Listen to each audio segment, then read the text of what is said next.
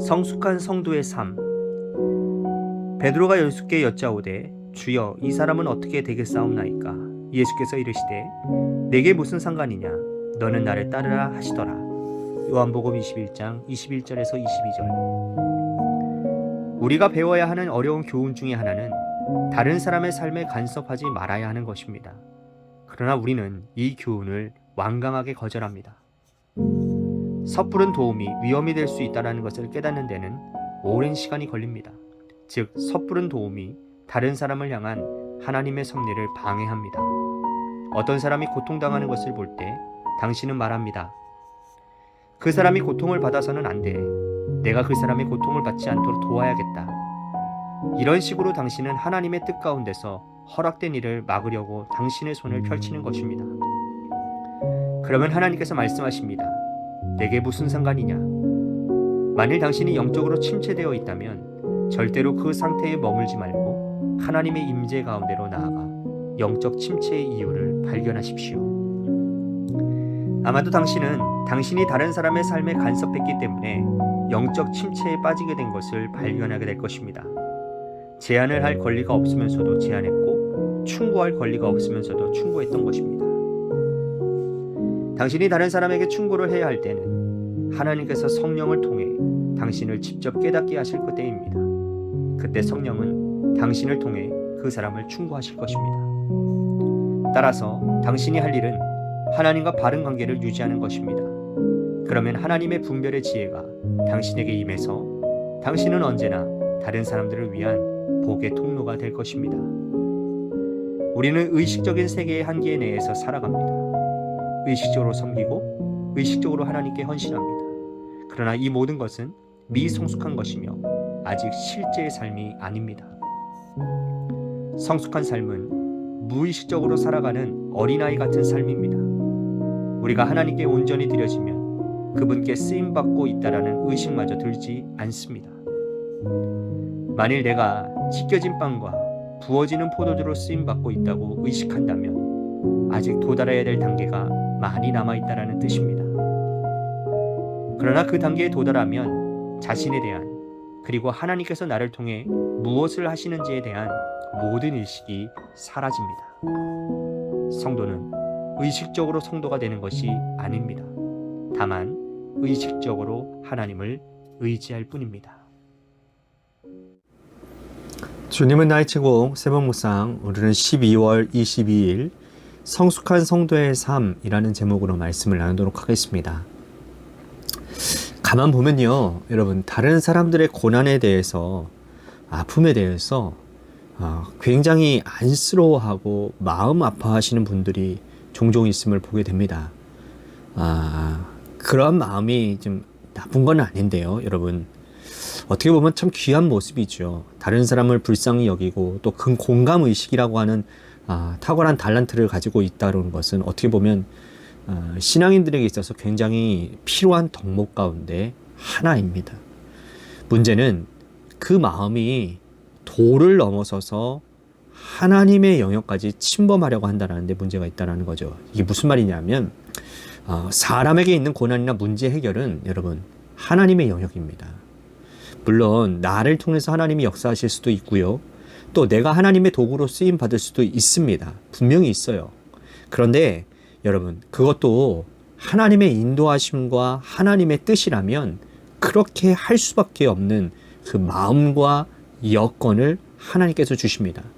그것이 아니라면 그거는 나의 인간적이고 또 정욕적인 생각의 가능성이 훨씬 많아요. 그렇게 되면 상대방을 도와주는 게 아니라 그것이 오히려 더 오랜 시간 문제 속에서 보내게 만드는 일이 되기도 한다는 겁니다.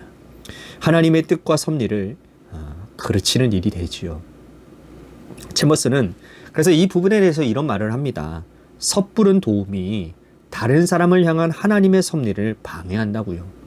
어떤 사람이 고통을 당하는 것을 보면서 그 사람이 고통받아서는 안 된다라고, 내가 그 사람이 고통받지 않도록 도와야 되겠다고 말하며 행동한다면 그것은 하나님의 뜻 가운데서 허락된 일을 막으려고 당신의 손을 펼치는 꼴이라고 말을 합니다. 그러면서 그렇게 살아가면 다른 사람의 삶에 간섭을 하면 나중에 영적 침체에 빠지게 될 것을 발견하게 될 것이라고 말을 합니다. 제한할 권리도 없으면서도 제한했고 충고할 권리가 없으면서도 충고했다라는 거예요. 자, 이런 말을 들으면 여러분 그런 생각이 들지 않습니까? 그러면 다른 사람들의 그 고통받는 모습들, 아픔을 보고만 있으란 얘기입니까? 아니죠. 분명 도와야 될 사람은 도와야 되고요. 권면이 필요한 사람에게는 권면해야 됩니다. 그러나 그 시작이 내가 아니라 하나님이시라는 겁니다. 무슨 말이냐면 내 인간적인 감정, 내 개인적인 판단, 내 개인적인 생각이 출발이 되어서는 안 되는 거고요. 하나님이 주시는 마음, 하나님이 주시는 부담, 하나님이 허락하시는 그 상황 안에서 해야 한다는 겁니다. 제모서는 그래서 당신이 할 일은 하나님과 바른 관계를 유지하는 것이라고 말을 합니다. 그러면 하나님의 분별의 지혜가 당신에게 임해서 당신은 언제나 다른 사람들을 위한 복의 통로가 될 거라고요. 맞습니다. 하나님과의 바른 관계에 있으면 여러분 다른 사람과의 관계도 올바른 관계를 맺으며 살 수 있습니다. 그러나 하나님의 관계는 소원하면서도 사람과의 관계에만 집중하며 살아간다면 우리의 삶은 지극히 이기적이고 정욕적인 모습으로 나타나게 될 것이라는 거죠. 하나님과의 관계가 중요한 것은 제모스는 무의식적으로 살아가는 어린아이 같은 삶이라고 말을 합니다. 그게 성숙한 삶이며 하나님과 올바른 관계를 맺으며 살아갈 수 있는 삶이라고요. 우리가 하나님께 온전히 드려지면 그분께 쓰임받고 있다라는 의식마저 들지 않는다라는 겁니다. 여러분 사람의 관계도 그렇지 않습니까? 의식하는 관계는요 사실 피곤한 관계입니다. 무슨 말이냐 하면 여러분 아무리 좋은 사람을 만나도요 만날 때 주의하고 또 좋은 말, 좋은 매너를 갖춰야 됩니다. 그래야 그 좋은 관계가 지속될 수 있는 거잖아요. 만일 좋은 사람이라고 만날 때마다 내 감정대로 내 하고 싶은 대로 마구마구 한다면 여러분 그 사람과의 관계가 그리 오래 가겠습니까? 여러분 그러나 가족은 그렇지 않잖아요. 물론 가족 간에도 가족이라고도 해도 막 하지는 않지요. 그죠? 가족 간에도 지켜야 될 매너가 있는 것은 분명하지만 세상 그 어디에도 가질 수 없는 평안함이 있지 않습니까? 가족을 대하면서 여러분들 부담감을 가지면서 가족을 대하십니까? 그건 문제 있는 가정이죠. 그죠? 자녀를 바라보며 남편과 아내를 바라보며 편안하게 다가가는 거 아닙니까? 의식하지 않고, 그죠? 마음 가는 대로 평안한 상태로 그대로 살아갈 수 있는 거예요. 하나님과의 우리과의 관계도 그렇다라는 겁니다. 정말 하나님과 깊은 관계에 있다면 우리는 하나님을 의식적으로 섬기기보다는 하나님이 내 삶에, 내 삶 전체에 완전히 들어와 계시는 거죠. 그래서 하나님과 동행함이 자연스러운 일이고요. 하나님을 위해서 사는 삶이 막강한 내 삶이 되는 겁니다. 제머스는요, 묵상 마지막에서 이런 말을 하며 오늘 묵상을 맺고 있습니다. 성도는 의식적으로 성도가 되는 게 아니고 다만 의식적으로 하나님을 의지할 뿐이라고요. 맞습니다. 여러분 신앙생활에서 의식적으로 해야 될 거는 주님을 의지하는 것밖에 없어요. 나머지는 주님과 동행하면서 자연스럽게 해서 내 삶에서 나타나게 되는 것들입니다.